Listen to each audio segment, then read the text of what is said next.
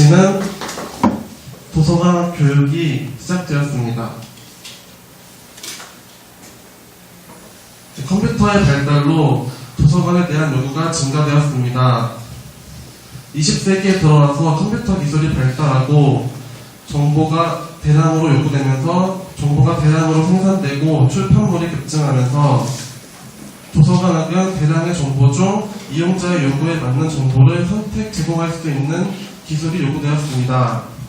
그러나 전통적인 도서 목록 작성 중심의 도서관 학예 기술로는 이러한 요구를 충족시킬 수가 없었고 택인에 의한 운용 축적 검색에 의한 새로운 기술이 요구되어졌습니다.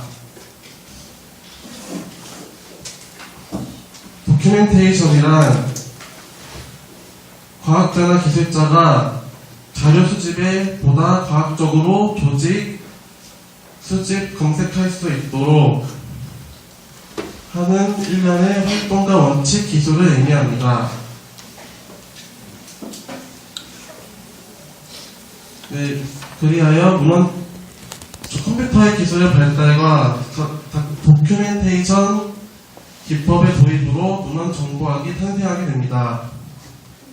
기존 도서관학에 정보학이 융합되면서 새로운 학문 체계가 탄생하게 되었습니다. 도서관학이라는 명칭은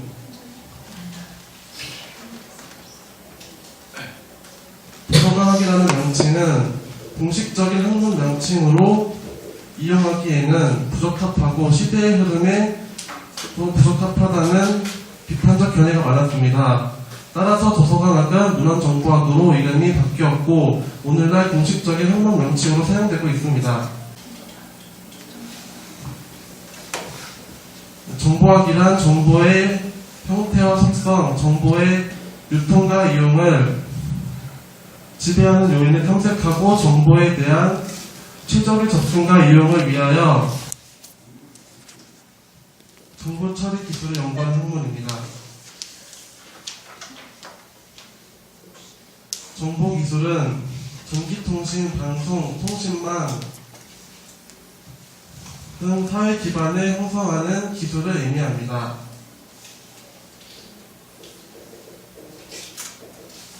문헌정보학에서 정보학으로의 변화입니다. 이러한 정보학과 정보기술의 발달로 기존 도서관학의 방법에서 벗어나 문헌의 의미는 감소하고 정보학의 의미만 강조되어 현재 문헌정보학에서 정보학으로 변화하는 추세에 있습니다.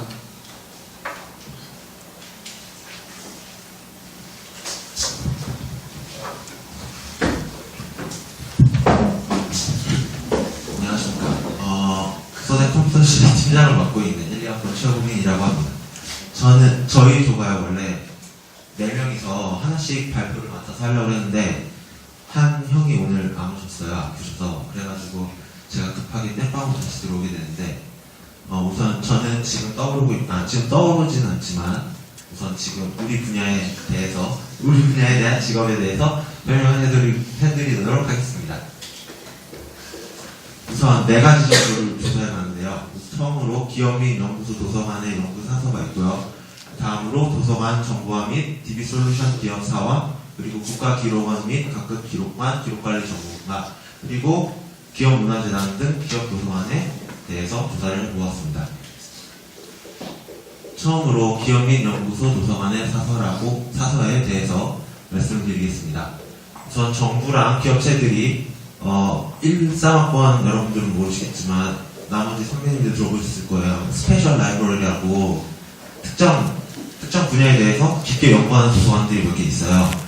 예를 들면 전력연구원에 속해 있는 분들은 전력에 대해서만 특수하게 좀 그쪽 분야에 대해서 자세하게 연구하는 그런 도서관들, 그런 거를 기업체랑 정부에서 지원을 해서 지었고, 그리고 이 분들은 문헌정보학에 대한 지식뿐만 아니라 이쪽 각자가 맡고 있는 특정 분야에 대한 지식까지 요구되는 직업이라고 말씀을 드릴 수 있겠습니다.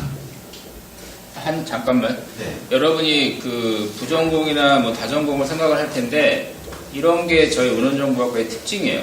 여러분이 문헌정보학을 해서 정보를 다루고 사용자에 대한 이해를 하고 컴퓨터를 다룰 줄 알면서 예를 들어서 내가 법학을 부전공을 하겠다, 법학을 다전공을 하겠다 그러면 여러분들은 법률사무소에 있는 자료실에서 근무를 하는 거예요. 예? 문헌정보학만 전공을 하시면 사서나 사서교사 이런 식으로 굉장히 한정되어 있죠.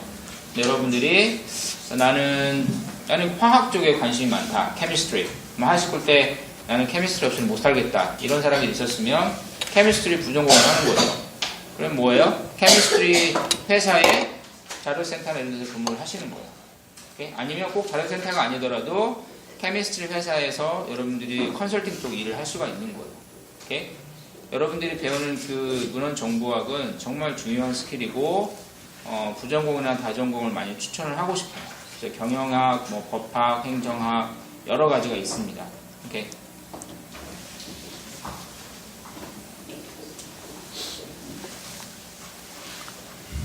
다음으로 도서관 정보화 및 DB 솔루션 기업 사원에 대해서 설명을 드리겠습니다. 아까 이 친구가 발표하셨다시피 옛날에는 문헌정보학에서는 옛날 문헌정보학에서는 그냥 책이랑 그냥 종이로 된 것만 우리가 중요시하게 다뤄왔어요. 근데 이게 아니라 지식이나 뭐 그런 정보들이 대량으로 쏟아져 나오면서 이제 디지털 라이브러리가 이제 좀 더 구축이 되었고 도서관에 가면은 일반 책뿐만 아니라 이북이나 뭐 듣는 책이라고 하는데 오디오북인가 그런 것들이 여러 개 나오면서 도서관에서는 그런 숫자가 급증을 하고 그거를 관리해주는 기업체들도 많아지다 보니까 그에 대해서 그거를 잘 다룰 줄 알고 거기에 대한 DB를 만들어주는 그런 문헌정보학 전공자가 필요성이 증대가 되었습니다. 그래서 요즘 이런 기업에서 사원들을 뽑고 있고요. 그 다음으로 국가기록원 및 각급 기록관, 기록관리 전문가에 대해서 말씀을 드리겠습니다. 근데 이게 말이 좀 어렵죠? 그래가지고 간단한 예시를 하나 들어드리려고 하는데 혹시 영화 광해 보신 분 있으세요? 광해 다 보셨죠? 거기서 도승지라는 사람 나오잖아요. 근데 그 사람이 이게 승정원이죠. 거기서 보면 승정원 일지라는 게 있잖아요. 이게 일일이 하나하나 다 기록하는 건데 이렇게 해서 여기 지방 기록을 여기 이렇게 구조부터 14도까지 있잖아요. 이 분들이 다 그런 거를 하나하나씩 기록을 하고 관리를 하는 거예요. 그리고 이런 것들을 다른 각 기관들은 의무적으로 설치하고 있고 없으면 안 돼요. 그리고 이 분들은 또 역사랑 한문, 고전과학, 행정, 법률 같은 지루한 과목들에 대해서 또 능통해 있어야 되는 그런 전문가들입니다. 그리고 마지막으로 기업 문화재단 등 기업 도서관에 시켜 있는 그런 직업들에 대해서 설명을 드릴게요. 각 좀 큰 기업들은 문화재단을 두고 도서관을 두고 그거를 운영하고 있고 거기에 대한 서비스를 제공하고 있어요. 예를 들면 LG의 연합문화재단이라든가 아니면 성경그룹의 성경도서관 같은 게 있는데요. 이런 도서관이나 문화재단들은 기업의 이미지랑 직접적으로 연관이 되어 있습니다. 그래가지고 여기에 대해서 좀 더 잘하고 좀 더 우수하고 질 좋은 직원들을 채용을 하고 있어요. 그래서 나중에 졸업하시고 나면 이런 쪽으로도 들어가 보시는 게 좋을 것 같습니다. 제가 맡은 부분은 여기까지고요. 근데 이따가 한 번 더 나오니까 기다려주세요.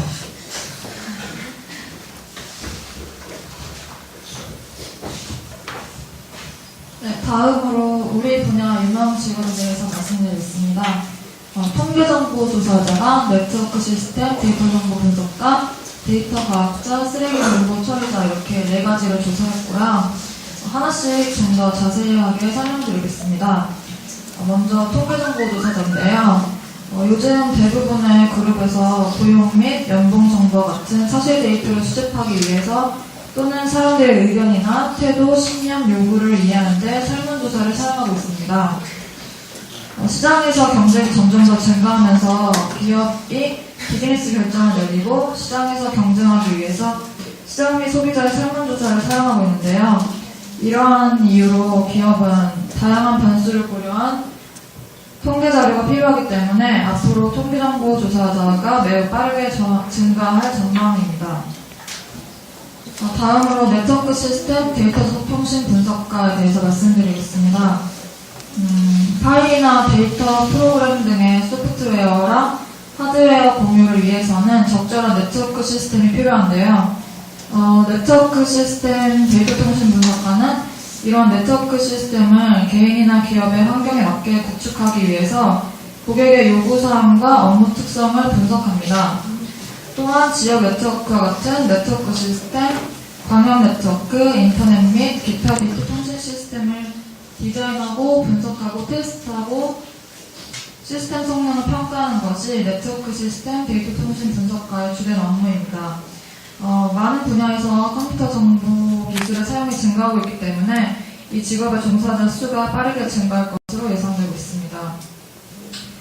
다음으로 데이터 과학자에 대해서 말씀드리겠습니다. 데이터 규모가 점점 더 커짐으로 인해서 기업에서는 이 모든 데이터를 어디에 어떻게 활용해야 하는지에 대해서 어려움을 갖고 있습니다. 따라서 엄청난 규모의 데이터에서 정보를 찾아내가지고 전달하고 뿐만 아니라 종합적인 예측을 통해서 이를 활용하는 역할까지 수행하는 것이 데이터 과학자가 하는 일이고요. 더 나아가서 데이터 과학자가 막대한 미가공 데이터를 활용해서 소비자들의 행동 양식을 예측할 수 있어야 합니다. 마지막으로 쓰레기 정보 처리자에 대해서 말씀드리겠습니다. 쓰레기 정보 처리자는 네트워크상에서 정보가 추적되기를 원하지 않는 정부나 기업이나 개인을 위해서 정보를 처리해주는 일을 하고 있고요. 데이터가 존재했다는 흔적이 없이 정보를 안전하게 처리하는 것이 쓰레기 정보 처리자의 업무입니다. 여기까지 우리 분야 유망 직업에 대해서 말씀드렸고요. 마이크 넘겨주세요.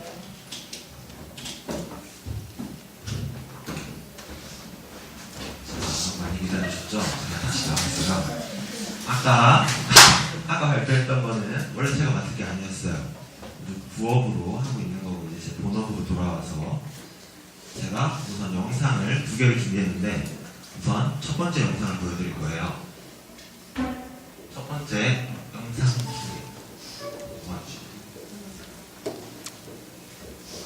우선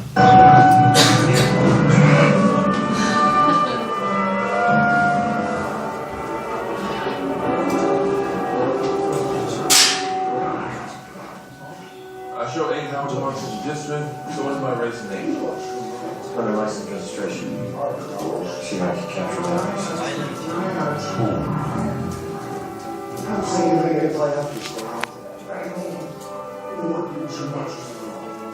Can you grab that? It's okay. I got 6 licenses, where do you want? Over here, please.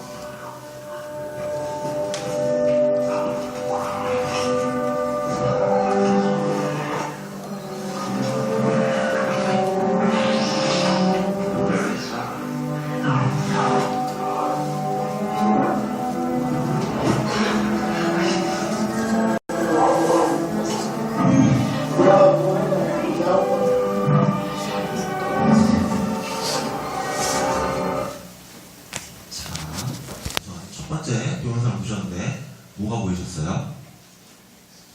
잘생긴 톰 크루즈 보였겠고요. 신기한 거. 네? 신기한 거. 신기한 거 보이죠? 신기한 거 보였어요. 그리고 우선 여기 잘 기억해 주시고 다음 동영상을 보시고 난 다음에 다시 이거를 보여드릴게요. 그때는 뭘 보이시나 다시 한번 말씀해 주시면 감사하겠습니다.